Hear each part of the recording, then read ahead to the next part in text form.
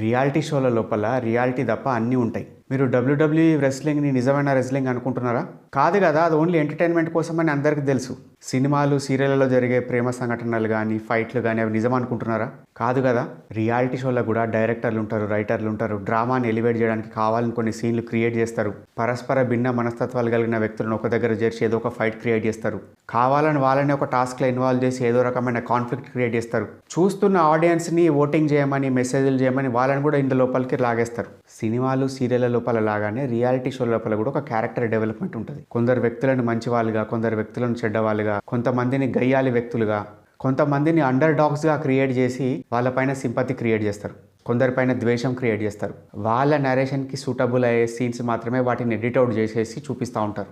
At the end of the day it's an entertainment medium. మనం సినిమాని ఎట్లా చూస్తున్నామో, టీవీని ఎట్లా చూస్తున్నామో దాన్ని కూడా అట్లా అనుకునే చూడాలి. పేరు ముందట రియాలిటీ ఉంది కదా అని చెప్పి నిజమే అనుకొని భ్రమపడద్దు.